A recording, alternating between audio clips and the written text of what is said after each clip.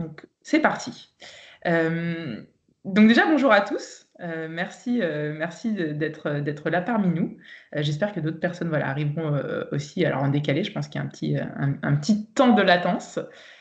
Pour qu'on puisse communiquer et qu'on s'entende tous, je veux bien que vous coupiez votre micro, en tout cas au moment où il n'y a pas voilà, d'échange et au moment où on vous délivre, j'irai, du contenu. Vous pouvez laisser votre caméra si vous le souhaitez et on vous posera plusieurs questions et vous pourrez donc interagir sur le fil de chat. Et comme je le disais juste avant, on est en train d'enregistrer, donc voilà, si vous n'avez pas envie d'apparaître, vous pouvez couper votre caméra. Donc pour faire l'introduction, nous allons donc nous présenter, même si voilà, Sophie, tu l'as fait juste avant, je te demanderai de recommencer. Je vais commencer donc par moi. Donc moi, je suis Christine Hassen, je suis facilitatrice et accompagnatrice de projets d'entrepreneuriat et d'intrapreneuriat chez Epigo. Sophie, pardon, je te laisse la suite. Donc, Sophie Habermacher, moi je suis responsable du programme d'intrapreneuriat du groupe La Poste.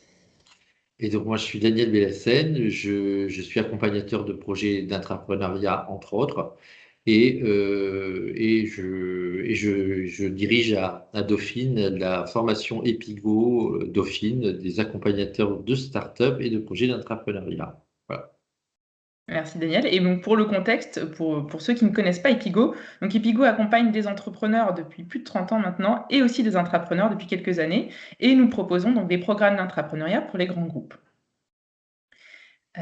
Alors, j'ai une première question à vous poser avant de commencer. C'est de nous dire quel est aujourd'hui votre rapport à l'entrepreneuriat. Est-ce que vous êtes intrapreneur vous-même? Est-ce que vous accompagnez des intrapreneurs? Je veux bien que vous puissiez nous en dire un petit peu plus sur vous dans le fil de chat pour qu'on apprenne à se connaître davantage. Je vous laisse quelques instants voilà, pour nous dire qui vous êtes et quel est votre rapport à l'entrepreneuriat.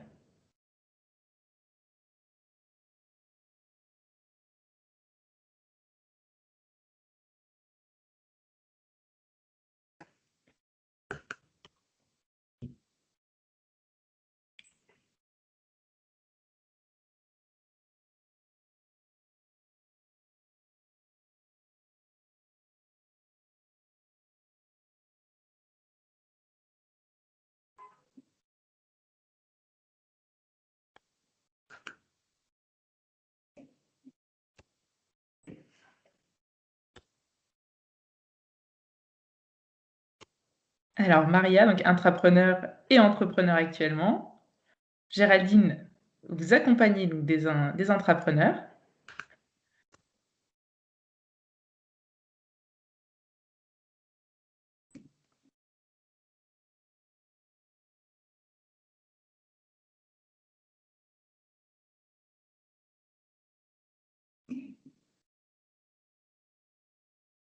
Sarah également.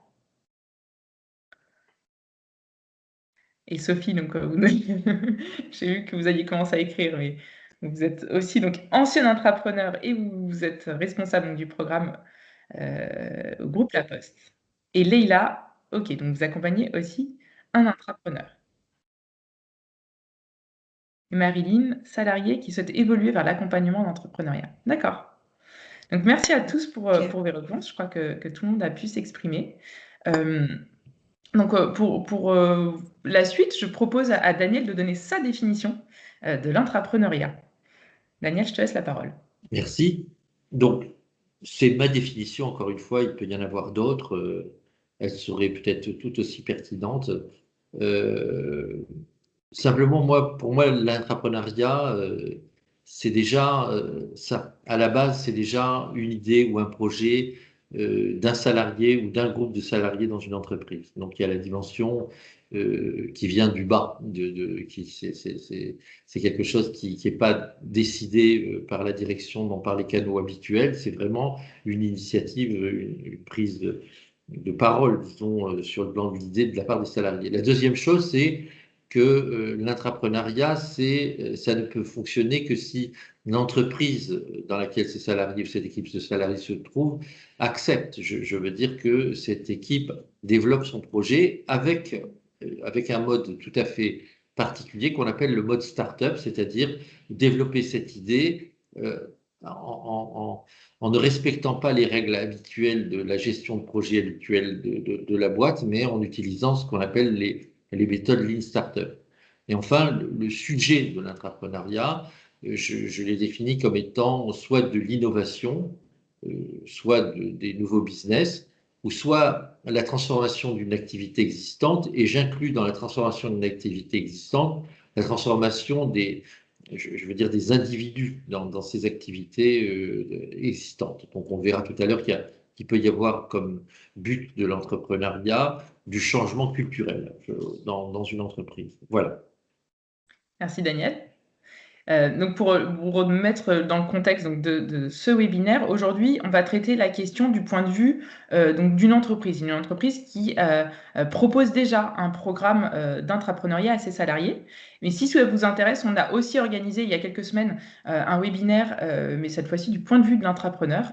Et je vais vous mettre tout de suite le lien dans le chat. Donc c'est un lien vers YouTube et on avait également enregistré donc ce webinaire. Donc pour enchaîner, on a une question assez globale qui est à quoi sert l'intrapreneuriat?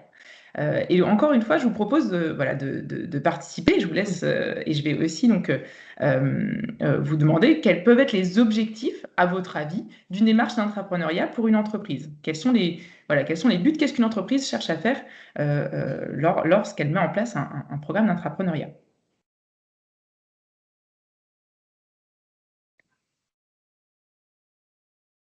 Se transformer, effectivement.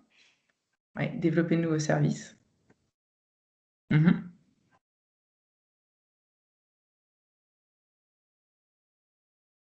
que vous avez d'autres idées? Acculturer, ouais. Oui, détecter les talents aussi, effectivement, ou les garder. Ouais. Est-ce que vous avez d'autres idées? Avant que je laisse la parole à Sophie.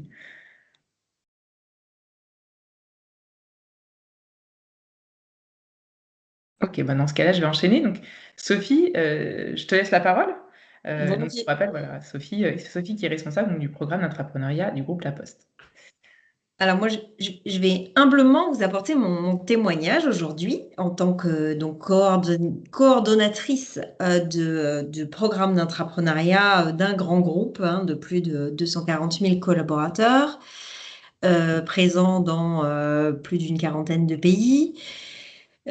Présent sur 5 métiers différents, enfin 5 branches d'activités différentes, de la logistique, du colis, de la banque, du réseau, une activité numérique. Donc voilà, il faut essayer de concilier un petit peu tout ça quand on pense à un programme d'intrapreneuriat. Alors je vais vous parler du programme qui existait chez nous depuis 2014 jusqu'à fin de l'année dernière. Et là, nous sommes en train de passer à un nouveau programme. Alors, je peux vous faire très rapidement un point sur qu'est-ce qui s'est passé pendant 6 ans. Donc, on a eu un programme qui était très orienté acculturation des collaborateurs, mais au-dessus de tout ça, on avait quand même une très forte dimension recherche de nouvelles activités pour le groupe. Il ne vous aura pas échappé, donc La Poste a des volumes de courrier qui sont en baisse et que pour parer à ce mouvement inéluctable et qui transmet totalement, enfin qui revêt totalement les usages de notre société, les nouveaux usages de notre société, il était nécessaire de trouver de nouvelles activités. D'où un programme d'entrepreneuriat où on cherchait à détecter des nouvelles sources de business. Force est de constater rapidement qu'au bout de 6 ans, on se dit qu'on a essayé de mêler les deux approches, c'est-à-dire à la fois nouveau business et acculturer. Et ce qu'on se dit aujourd'hui, c'est que c'est important de faire un choix et de l'assumer totalement parce que ça va entre ces deux options qui ne sont pas forcément super conciliables et qu'il est important en tout cas de pleinement les assumer. Mais aujourd'hui, je crois qu'on va parler de business et de développement de business. Donc là, je peux vous témoigner de comment on a travaillé nos sujets et comment on les a fait émerger et développer. Merci Sophie. Donc je laisse la parole à Daniel avant d'enchaîner effectivement sur un peu plus de détails sur ton Alors expérience. en effet, Sophie, aujourd'hui, on va un peu plus se focaliser sur la dimension business, c'est-à-dire de parler de l'intrapreneuriat avec un objectif qui est de trouver des nouveaux services, d'innover, etc. Et d'ailleurs, je veux dire que pour moi, c'est le fait de le mettre en avant, c'est pas pour oublier l'autre aspect, l'aspect acculturation, c'est que je pense que c'est en travaillant des nouveaux business qu'on trempe vraiment dans ce que c'est l'entrepreneuriat, l'autonomie, la prise de risque, etc. Et que c'est très difficile d'acculturer des gens sans avoir un sujet, je veux dire, qui permet cette acculturation. Donc c'est pour ça qu'aujourd'hui, on est parti sous cet angle-là, mais on n'oublie pas, bien sûr, que, que de manière, je veux dire, indirecte, ça, et je reprends ce que l'un ou l'une d'entre vous a dit, ça révèle aussi de nouveaux talents que de mettre en place l'entrepreneuriat. Donc voilà, donc on va partir sur la dimension business. Merci Daniel. Et donc moi, je voulais rajouter un petit peu de piment. Et je voulais vous proposer de réfléchir cette fois-ci voilà, dans l'autre sens et de se dire bah, voilà, comment est-ce qu'aujourd'hui, on peut faire échouer un programme d'intrapreneuriat du point de vue du business. Donc encore une fois, je vais vous laisser la parole et je vous laisse écrire sur vos claviers dans le chat comment on peut faire échouer un programme d'intrapreneuriat à votre avis.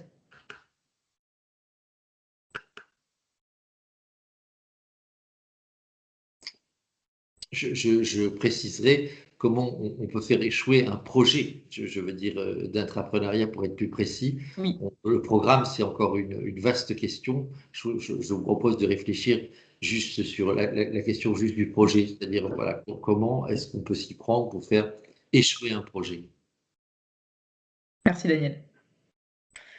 Donc un manque de temps et de budget, tout à fait. Un programme qui n'est pas jugé utile. Ouais. Garder les process entreprises et ne pas les alléger. Considérer que le programme consomme des ressources vitales pour l'entreprise. Des décisions complexes dans les processus.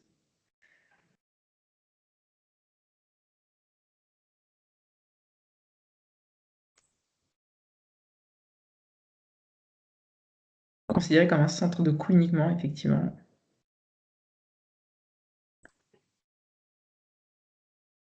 Ne pas relier effectivement à la stratégie.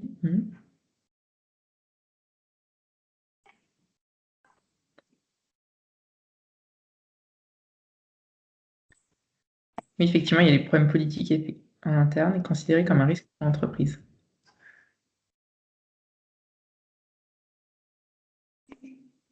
Très bien. Alors, on va enchaîner et on va vous donner notre point de vue, parce qu'on y a réfléchi, donc, avec Daniel et Sophie. Et donc, on a listé 4 sources d'échecs, voilà, des projets d'intrapreneuriat. Je vais vous les lister, vous les donner, et ensuite, donc, Sophie et Daniel vont pouvoir vous donner leur retour d'expérience. Donc, premièrement, ce qu'on a remarqué, c'est qu'il peut y avoir un problème dans le fait que le produit ne rencontre pas le marché. Donc ça, c'est une des premières choses qu'on a pu constater suite à nos accompagnements. Deuxièmement, il y a le problème de l'équipe.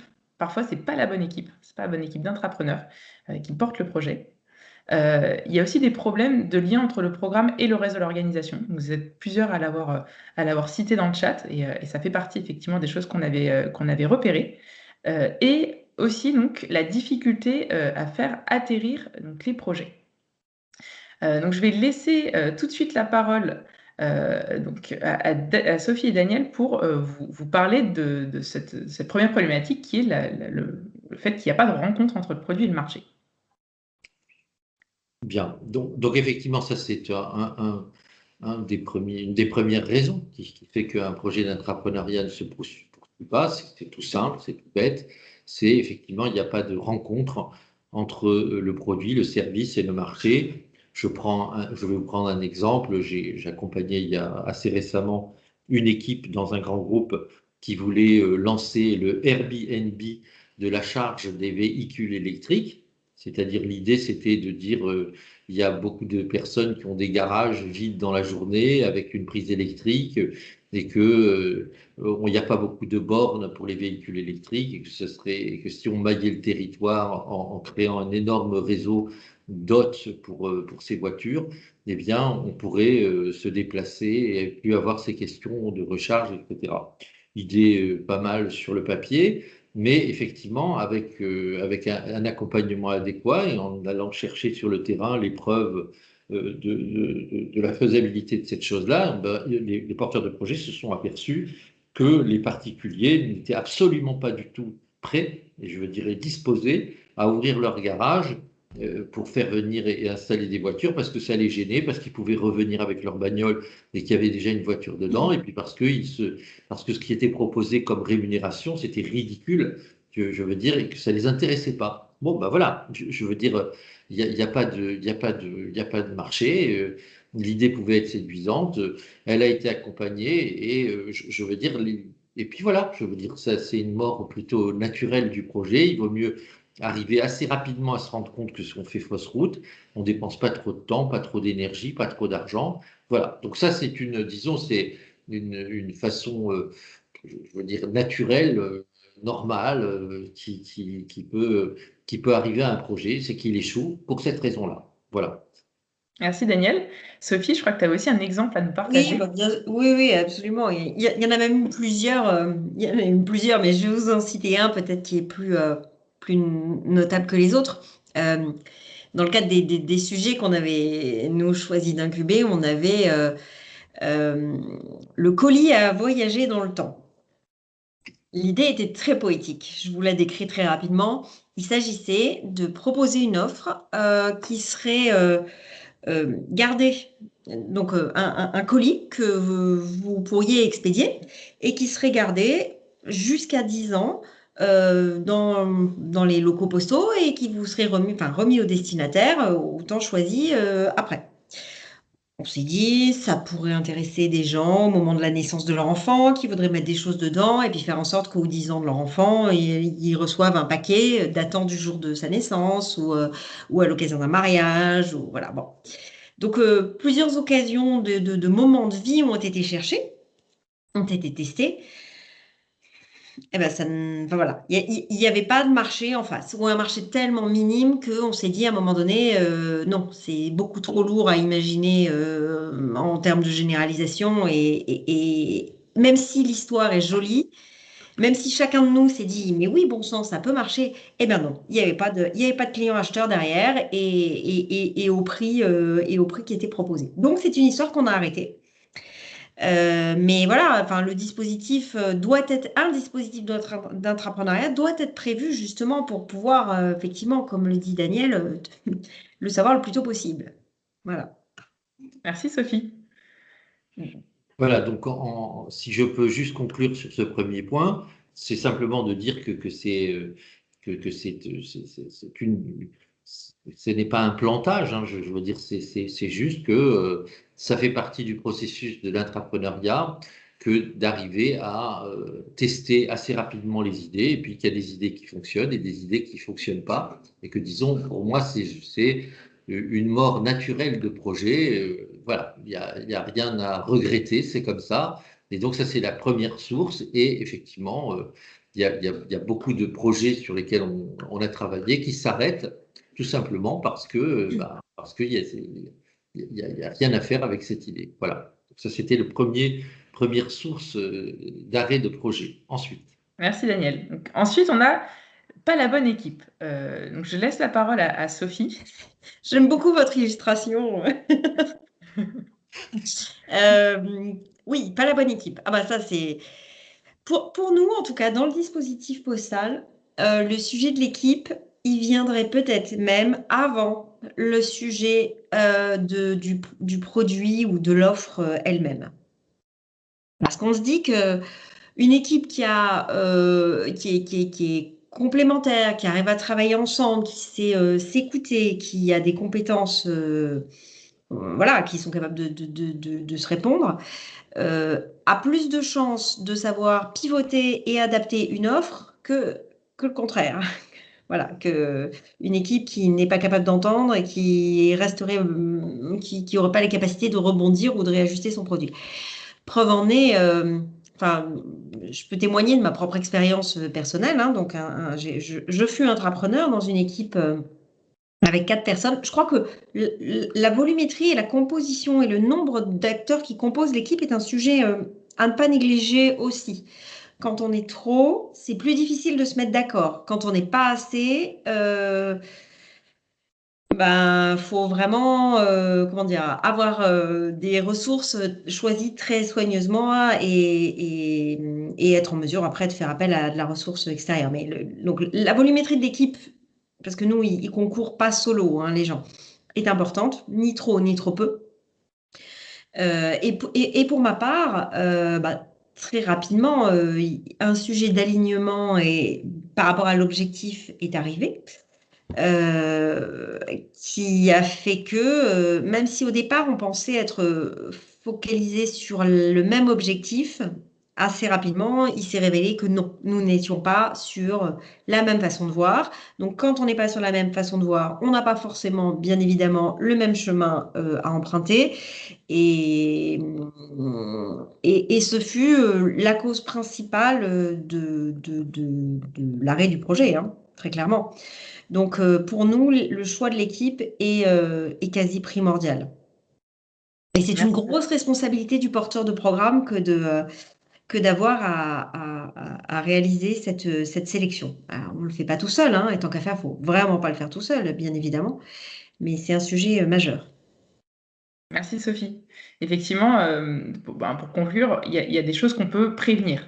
Donc, on peut s'y attaquer en amont, lors de la sélection des porteurs de projets et des équipes qui les portent.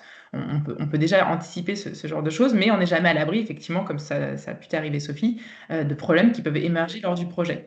Donc nous, chez Epigo, on propose aussi des outils qui permettent aux personnes dans l'équipe de mieux communiquer, de bien se répartir les tâches et aussi d'avoir voilà, des valeurs communes. Alors, bien entendu, on ne peut pas toujours mettre les personnes d'accord, il peut y avoir des équipes qui explosent, mais c'est très important effectivement de conscientiser ça, de prendre conscience que voilà, on a des personnes qui portent une équipe, qui portent un projet et que c'est important que ces personnes travaillent bien ensemble pour porter le projet et le rendre viable dans la durée.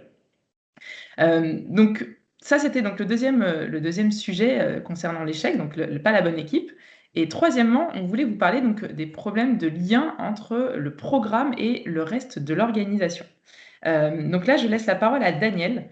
Je voulais juste rajouter une toute petite chose, Christina, sur ce que tu disais précédemment. C'est qu'effectivement, pendant l'accompagnement d'un projet d'intrapreneuriat, ces problèmes-là, ils peuvent être traités. Je veux dire, peuvent être traités avec des outils, par exemple, l'outil comment dirais-je, dont est la personne Faire, qui voilà. s'occupe de ça chez nous, comme le faire ou Prédom, je veux dire, il y a des outils qui permettent de pallier à cette dimension-là. Et donc peut-être d'arriver à faire de sorte que l'équipe puisse continuer sur sa lancée, même si elle n'était pas tout à fait d'aplomb au début. Voilà, donc c'était juste pour préciser ça. Merci Daniel. Donc, on était au point numéro 3. Alors, le point numéro 3, c'est effectivement un petit peu tout ce que vous avez dit, les uns et les autres d'ailleurs, en disant pas de budget, pas de temps, pas de ci, pas de ça, etc. etc. C'est vraiment c'est vraiment un problème de lien entre le programme d'intrapreneuriat et le reste de l'organisation. Si le programme d'intrapreneuriat n'est pas en lien avec le reste de l'organisation, si c'est juste une espèce de zoo dans lequel il y a des gens qui font des trucs bizarres et que c'est déconnecté du reste, et bien effectivement, même s'il y a des bons projets qui sortent avec des belles équipes, ça fera rien de plus. Je veux dire que d'avoir un beau spécimen dans un zoo. Et donc c'est vrai que certaines entreprises, quand le programme d'entrepreneuriat n'est pas porté, je veux dire, au niveau qu'il faut, eh bien, il n'y a pas justement tous ces moyens, il n'y a pas de lien, il n'y a pas de fluidité, les problèmes ne sont pas réglés, les problèmes de détachement personnel, etc. Tout ça n'est pas, je veux dire, pris en compte parce que de toute façon, l'organisation est déconnectée du programme d'entrepreneuriat. Et donc là, effectivement, on peut avoir des projets qui étaient de bonne qualité, avec une bonne équipe, et qui finalement n'arrivent pas, je veux dire, à travailler, à se développer, parce que dans l'organisation, il n'y a pas ce lien. Voilà. Donc ça peut être donc une troisième source d'échec des projets d'intrapreneuriat dans une entreprise qui le pratique.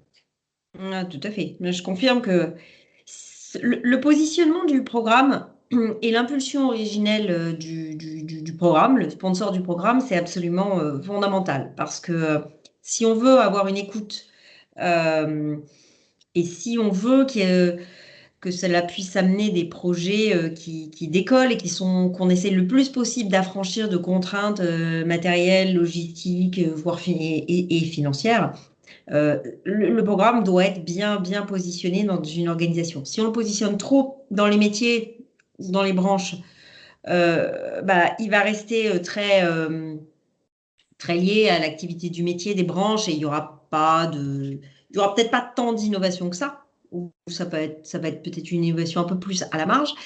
Et s'il est positionné en dehors, il faut que ce soit une organisation supra qui le porte. Alors, nous, le choix fait à la Poste, hein, c'est qu'il est hébergé au sein de la direction financière qui héberge elle-même la direction de la stratégie.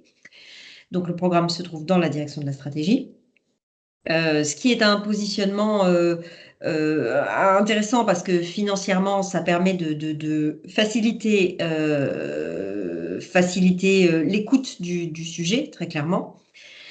Et le positionnement groupe, c'est-à-dire transverse, permet de travailler avec l'ensemble des métiers. Et un petit mot pour compléter sur notre prolongation de programme, enfin notre programme donc, qui va se poursuivre à partir de cette année-là, sera pensé avec une autre ressource, on va dire, une autre direction corporate qui sera la direction des ressources humaines. Voilà, donc ça sera un combo direction financière et direction ressources humaines pour élaborer puis faire vivre ce programme. Merci Sophie. Daniel, je te laisse conclure sur le sujet, sur ce troisième point. Donc, sur ce troisième point, je trouve que justement, il y a deux choses essentielles pour que ça fonctionne. C'est que d'une part, il y ait donc un programme d'intrapreneuriat qui soit bien placé dans l'organisation et bien en synergie avec pas mal de gens, métiers, ressources humaines, direction financière, etc. Et puis, il y a une autre chose, et c'est pour ça que Sophie, elle est là aujourd'hui, c'est qu'il faut aussi qu'il y ait un pilote du programme d'intrapreneuriat, parce que c'est un rôle tout à fait essentiel et ça marche aussi beaucoup. Je l'ai remarqué, les programmes d'intrapreneuriat se développent, sont pérennes. Ça dépend aussi beaucoup des personnes qui animent le programme. Et notamment une chose, ça doit être des personnes qui soient capables à la fois de parler un langage de start-up avec les intrapreneurs, mais également de faire le lien avec une culture qui n'est pas celle des start-up et qui est celle de la boîte. Et je veux dire que de voyager entre les deux modes, nous, ce qu'on appelle le mode execute, qui est le mode habituel des grandes entreprises, et le mode explore, qui est le mode des start-up, c'est tout à fait essentiel qu'il y ait un avocat de ces projets dans l'organisation et que ça aussi, ça fait partie des modalités, je veux dire, des modalités de comment on place le programme d'intrapreneuriat par rapport au reste de l'organisation. Voilà, je tenais à le dire parce que dans les entreprises, on en voit beaucoup et il y a un certain nombre d'entreprises où il n'y a pas de personnalité ou de personnes qui tiennent la barque vraiment de manière ferme et ça dérive et finalement ça disparaît. Et ça peut disparaître. Et j'ai vu aussi des grands groupes où le programme d'entrepreneuriat a disparu. Voilà. Merci Daniel. Et donc on va terminer avec le quatrième point qui était donc la difficulté à faire atterrir les projets. Donc là, je te laisse la parole, Sophie. Ça c'est last but not least, clairement. C'est comment on transforme l'essai. C'est l'étape périlleuse, quoi, clairement, et c'est l'étape sur laquelle repose aussi toute la crédibilité, ou une grosse partie de la crédibilité du programme. Justement, pour éviter l'écueil d'être perçu comme un centre de coût, on a tout intérêt vraiment à faire atterrir les projets. Donc, c'est pour ça que je trouve que cette image est fort réussie. Donc, oui, les programmes d'entrepreneuriat et les projets qui sont développés, ils sont souvent perçus comme des ovnis, très clairement. Des ovnis dont on ne sait pas quoi faire en termes RH, c'est-à-dire que ces gens qui sont un petit peu, enfin nous on a fait le choix de les mettre à disposition pendant un certain temps, donc ils sont un petit peu hors sol, hein, ils sont plus dans leur fonction d'avant et pour autant ils sont sur une mission pendant un an. Donc les collaborateurs eux-mêmes sont des ovnis, le sujet qui travaille c'est un ovni. Alors, on ne choisit pas n'importe comment. On choisit d'incuber un ovni pendant X mois parce que le sujet nous intéresse, parce que c'est un sujet qu'on a choisi avec les branches d'activité qui nous disent oui, ça correspond à un périmètre de recherche qui m'intéresse, évidemment. Maintenant, entre ça m'intéresse et je vais l'intégrer chez moi si jamais vos travaux sont probants, là, il y a il y a un vrai fossé, quoi. Et c'est une grosse difficulté. Alors, on a mis en place un intermédiaire qui est au bout d'un an, si le sujet, on voit qu'il a un vrai intérêt pour le groupe, pour autant, l'activité qui est censée pouvoir la récupérer ne peut pas la récupérer tout de suite. Du coup, on se dit, eh ben, on va continuer à le cocooner finalement, ce sujet, et on a été amené notamment à développer des filiales. Donc, on a développé, donc on l'a fait à 3 reprises. Ce sont des filiales qui sont hébergées dans une holding La Poste Innovation, elle-même logée donc au sein du corporate, hein, qui permet donc de mettre les collaborateurs et leurs projets dans une structure dédiée, donc qui est où ils peuvent avoir leur propre comptabilité, donc et puis ils prennent en charge leur salaire, donc c'est un centre de coûts et de revenus en même temps. C'est un des gros avantages. Et puis comme ça lui laisse quelques mois supplémentaires, 1 an, 2 ans, pour trouver sa vraie place dans la structure groupe. Voilà. Sinon, après, il nous est arrivé aussi de faire atterrir des sujets dans des activités du groupe. Donc, soit les contrats ont été transférés à un moment donné, on a arrêté la structure projet, mais les contrats tout de même ont perduré et on les a transférés dans le groupe, dans la direction la plus à même de faire vivre ces contrats. Ou bien, ce qu'on est en train de faire là pour un projet, c'est prendre le projet et ses collaborateurs et les intégrer doucement dans une des branches, donc en le faisant étape par étape, en concertation avec le métier. Donc, on expérimente un petit peu différents cas de figure. Quand le projet démarre, on ne sait pas forcément à quoi ça va aboutir après, hein, parce que comme le disait Daniel précédemment, bah, il y a des démonstrations à faire déjà. Est-ce que c'est le bon marché? Est-ce qu'il y a un marché? Est-ce qu'il y a vraiment une équipe? Et est-ce qu'ils sauront faire? Et il n'y a pas de recette préécrite. Mais en fait, il faut être prêt à tout. C'est pour ça on a des solutions graduelles. Et puis, il est même arrivé, dans certains cas, que le sujet n'était pas forcément pertinent pour le groupe. Pour autant, les gens qui portaient le sujet y croyaient vraiment et avaient envie de le porter hors du groupe. Et même si à la base, donc c'était un projet d'entrepreneuriat, ils sont quand même sortis du groupe en développant leur idée. C'est une mesure de ressources, enfin, proposée par les ressources humaines avec un appui au projet personnel.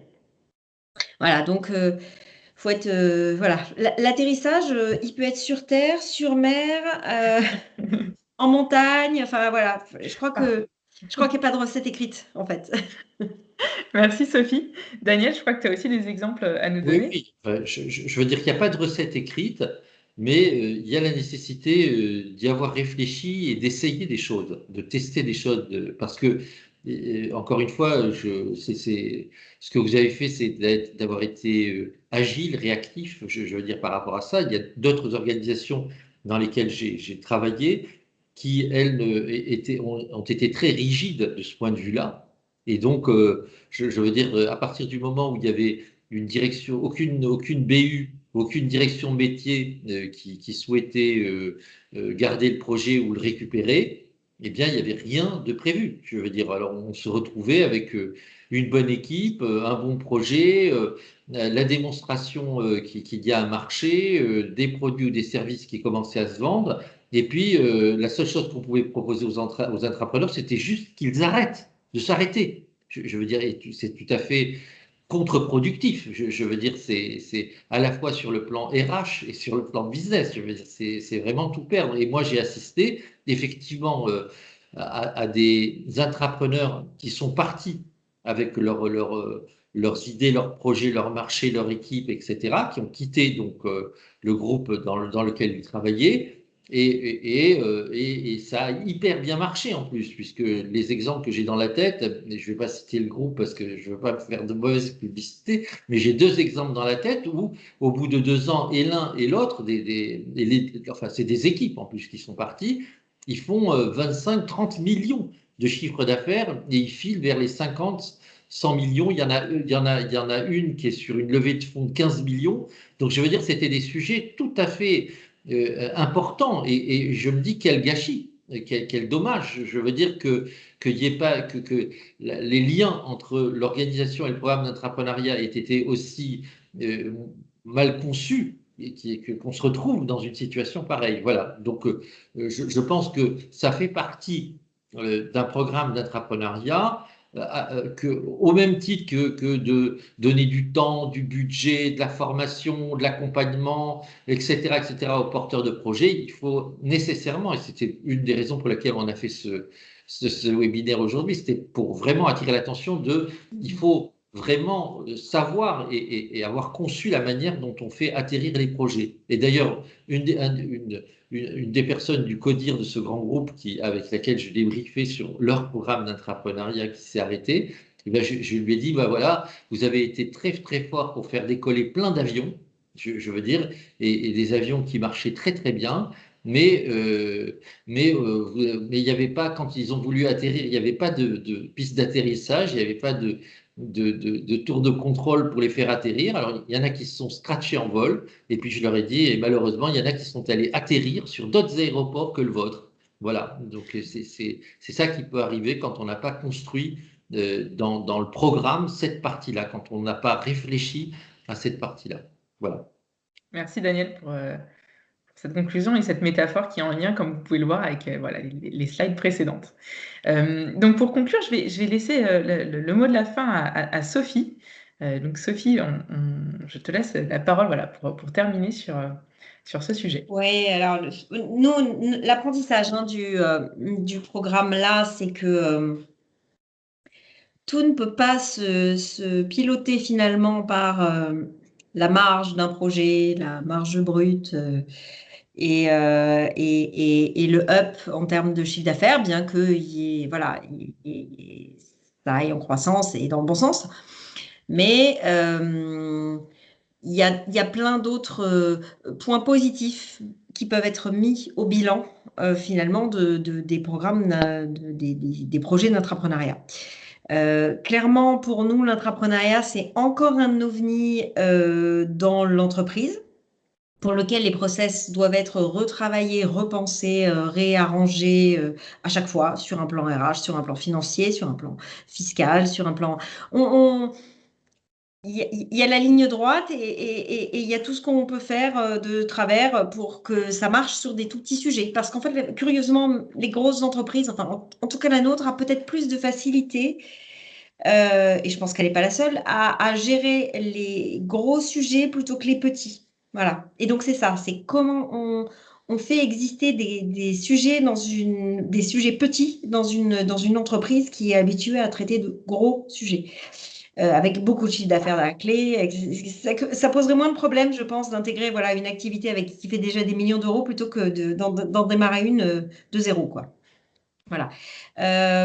C'est un ovni multiforme parce que très clairement, on peut viser différents objectifs. On peut essayer de répondre à plein de choses finalement avec l'intrapreneuriat. Alors, le développement d'activité, c'est ce dont on vient de parler, mais comme je le disais tout à l'heure, ça peut être très clairement aussi donner de la valeur à ses collaborateurs. Nous, on est en train de réfléchir là à un parcours de formation et certifiant idéalement au bout du bout, qui permettent de dire, après un parcours d'entrepreneur, bah voilà, j'ai passé un parcours d'entrepreneur, j'ai appris ça, voilà ce que je peux rajouter à la liste de mes compétences. On est en train de regarder également, au travers de la création de communautés, à la manière dont on pourrait inclure les intrapreneurs dans les projets d'innovation un petit peu à tous les étages. Comment les aider à réfléchir finalement à des sujets qui ne sont pas forcément les leurs, mais sur lesquels leur vision pourrait être intéressante. Donc, comment créer ces passerelles finalement entre projets d'innovation, entre marketeurs, pourquoi pas, ou personnes qui font de l'innovation dans le groupe et nos intrapreneurs. Et l'objectif, en tout cas, que je vise, moi, pour le prochain programme qu'on est en train de définir, donc avec les ressources humaines, c'est que au bout, l'intrapreneur dira, enfin, là où j'estimerais avoir réussi, c'est quand l'intrapreneur dira, ou je réussis à développer une activité, ou je réussis, donc en termes de business, ou j'apprends. Voilà. Et parce que je trouve que voilà, les deux sont absolument essentiels. Et on sent bien que c'est les deux pieds qui sont nécessaires aussi pour justifier aujourd'hui un programme d'intrapreneuriat dans une entreprise qui reste un programme d'investissement sur l'innovation au même titre qu'un autre. Mais voilà, c'est un investissement. Merci Sophie. Donc voilà, pour conclure, n'hésitez pas voilà, à nous contacter si vous le souhaitez. Et ce que je vais faire là, c'est que je vais arrêter donc, de présenter les slides et on va vous laisser la parole. On attend vos réactions voilà, pour compléter cette intervention. Donc, si vous le souhaitez, ça peut être par le chat. Vous pouvez aussi voilà, ouvrir votre micro. C'est comme vous le préférez. En tout cas, on attend vos retours. Alors, moi, je veux bien faire un commentaire par rapport à l'atterrissage. Je suis d'accord sur le fait qu'il n'y a aucun modèle prévu. Enfin, c'est compliqué parce qu'on ne peut pas obliger un patron de BU d'accueillir un projet dont il ne veut pas. Ça ne marche pas. Clairement, non. Par contre, je pense qu'en parallèle du programme d'intrapreneuriat, il faut créer un vivier de talents, de gens, d'innovateurs qui existent dans les boîtes tout le temps. Ça existe tout le temps. Et qui seraient peut-être les réceptacles de ces innovations qu'ont créées les intrapreneurs. Voyez, par exemple, moi, j'ai été dans une situation de patron de BU et j'avais identifié une personne qui avait créé un outil d'aide, d'orientation et de parcours pour des conducteurs d'autocars dans la grande entreprise SNCF. Et je me suis dit, ben moi, je vais récupérer ça en tant que patron de BU, je vais l'industrialiser et le déployer. Ben, ça va servir à mes centaines de collaborateurs et ça va servir. Et puis après, petit à petit, toutes les autres BU ont utilisé le même outil. Et c'est devenu vraiment. Alors, ça aurait pu devenir un business interne, c'est-à-dire l'outil aurait pu être vendu à toutes les business units et être vendu à l'extérieur. On n'a pas été jusque-là. Mais ce qui est important, c'est en fait, d'avoir un écosystème de gens qui sont sensibles à toutes ces innovations et qui vont faire aussi un peu de cherry picking pour pouvoir les faire éclore dans leur business unit et les faire grandir. Et puis l'autre élément qui est fondamental, c'est toujours faire le lien entre la stratégie de la boîte et ce qu'on autorise comme projet d'intrapreneuriat. Totalement. Parce que ça donne de la légitimité et ça montre que bon, bah, on n'est pas là juste en train de gaspiller l'argent de la boîte, on est là pour construire l'avenir. Et puis, le discours du patron, du sponsor, ça c'est fondamental. C'est, voilà, le sponsor doit toujours soutenir et promouvoir l'innovation, même si le business model n'est pas encore très trouvé et que peut-être qu'un an après, on va fermer... on va arrêter le projet parce que finalement, on n'a pas trouvé le marché. Le sponsoring du programme est fondamental et je partage totalement le lien absolu qu'il doit y avoir avec la stratégie pour lui donner une cohérence et une justification aussi. Merci Maria et merci Sophie. Est-ce que d'autres personnes veulent nous donner leur retour? Il nous reste encore une dizaine de minutes. Donc, Donc n'hésitez pas, même sur le chat, hein, si vous préférez vous exprimer par écrit. Bonjour Anne-Laurielle. J'ai bien aimé la présentation de Sophie qui disait que globalement, il n'y a pas de piste d'atterrissage prédéterminée et qu'en particulier, c'est lorsque un projet est sur le point de prendre son envol avec une part de marché, des clients identifiés, que je pense on peut mieux se poser la question de savoir s'il est strictement en ligne avec la stratégie de l'entreprise et que donc on a quelque part un devoir en interne, ou s'il est décalé et pas dans notre plan stratégique, et à ce moment-là, on peut aussi le faire décoller en externe. J'ai trouvé que nous, c'est quelque chose qu'on pratique beaucoup. Alors, j'appartiens à IFPEN, qui est un centre de recherche, donc c'est beaucoup plus simple pour nous d'avoir des BU qui soutiennent très fortement l'innovation. Mais on a ce même besoin de positionnement stratégique. Et multiples pistes d'atterrissage sont extrêmement difficiles à construire parce que lorsque vous disiez ça concerne tout le monde, finalement ces définitions de pistes d'atterrissage, elles concernent tout le monde également. Et c'est aussi difficile de faire atterrir un projet vers l'extérieur que de faire atterrir un projet vers une business unit.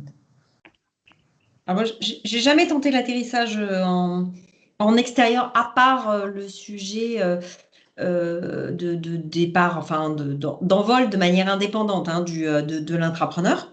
Donc ça s'est produit pas beaucoup de fois, hein, mais ça s'est produit 1 ou 2 fois. En revanche, ce qui se passe, c'est que effectivement, quand je disais tout à l'heure, il n'y a pas de piste d'atterrissage prédéfinie. Il se trouve même qu'on a été amené dans le groupe à envisager un changement de piste. C'est-à-dire que au départ, le projet, il a un sponsor.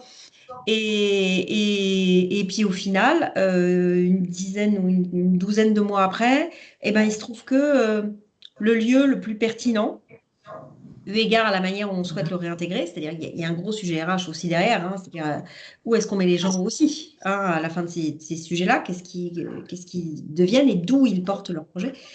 On a été amené à changer notre fusil d'épaule et à dire bon, c'est maintenant une autre direction qui va les héberger. Mais c'est le sujet majeur sur lequel repose toute la popularité et comment dire, la notoriété et la reconnaissance d'efficacité aussi du programme. Et la Il est plus facile de crédibilité pour les valoriser un KPI collaborateurs. business qu'un KPI de formation, très clairement. Et la crédibilité pour les collaborateurs également. Absolument, absolument.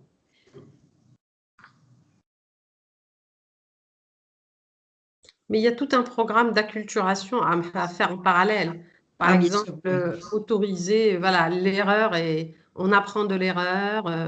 Le principe qu'on commence un projet, mais peut-être qu'on va l'arrêter parce que de toute façon, dans le monde des startups, il n'y a même pas, il y a significativement moins de 10% des projets qui aboutissent et qui deviennent des entreprises. Donc, je ne vois pas comment dans un grand groupe où c'est beaucoup plus compliqué, parce qu'il y a beaucoup de parties prenantes qui sont juste là pour empêcher les choses d'avancer, le taux de réussite est encore beaucoup plus faible. Et en fait, en fait, l'acculturation en donnant des références du monde de la start-up à l'extérieur, ce qui se passe dans la vraie vie, c'est important dans un grand groupe pour qu'ils comprennent en fait les enjeux. Qu'on n'est pas en mode projet classique, parce qu'il est vrai que un non. projet qui se développe en mode classique dans une entreprise, on attend d'elle le succès. Voilà. Un projet d'entrepreneuriat qui finalement ne trouve pas son marché, alors que ça a permis, ça a été le cas pour beaucoup de nos projets, hein, on a pu défricher des sujets qui après sont peut-être restés en jachère 1 ou 2 ans, et puis qui sont repartis après sur d'autres...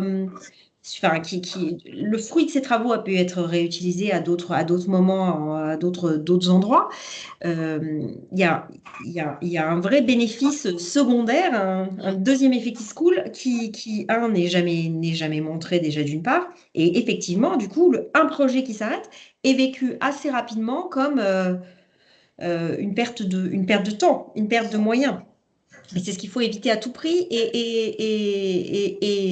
effectivement, ce qui perdure derrière tout ça, après, c'est la valeur aussi développée par l'entreprise au travers de son collaborateur qui a été formé à plein de choses et qui a pu essaimer autour de lui un peu de culture d'innovation aussi, quoi. Mais Donc, les volet RH ont un rôle Oui. important pour valoriser ces intrapreneurs pour qu'ensuite ils peuvent retrouver un job dans la boîte, hein. Parce que souvent, ça se termine par des échecs très difficiles. Et donc, ensuite, ils ont beaucoup de difficultés à réintégrer les services lambda. Oui, totalement. C'est pour ça que voilà, le programme en cours de définition là met les RH en première ligne, hein, parce que ils étaient très présents avec nous, hein, pour l'accompagnement du programme, mais qui vient de se terminer. Mais je pense qu'il y a une volonté de création de parcours à poser dès le départ. En plus de la promesse de vous développer une activité intéressante, etc. Il y a vraiment une promesse de parcours et de dimension de développement de l'individu qui est à poser de manière très claire et tout de suite.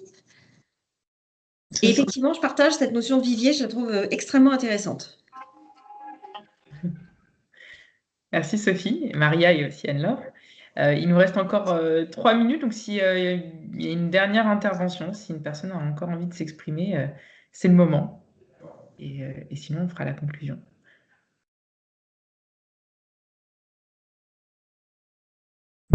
Bon, je crois qu'on va s'arrêter là dans ce cas-là. Oui. Merci à tous. Merci à toutes les personnes qui sont venues. Merci à Sophie pour ton intervention, Maria, Anne-Laure aussi pour vos remarques. On a enregistré donc ce webinaire. Donc je sais qu'il y a des personnes qui sont arrivées en cours de route, donc on vous enverra le lien pour que vous puissiez le revoir depuis le début. Et voilà, moi j'ai qu'un mot à dire, c'est merci. Voilà, Et moi de même, merci de m'avoir conviée et merci à nos participants de leur intervention et ce fut un plaisir. Oui, merci à vous tous. Et donc, je vois que on n'a pas réglé la question de l'atterrissage, mais en tout cas, on est bien tous d'accord que c'est un vrai sujet. Voilà, donc je vous dis à plus tard, on refera des échanges là-dessus pour voir comment ça peut évoluer et quelles solutions on peut trouver pour le futur. En tout cas, merci beaucoup d'avoir Avec plaisir. participé tous et d'être venus aujourd'hui. Voilà. Merci.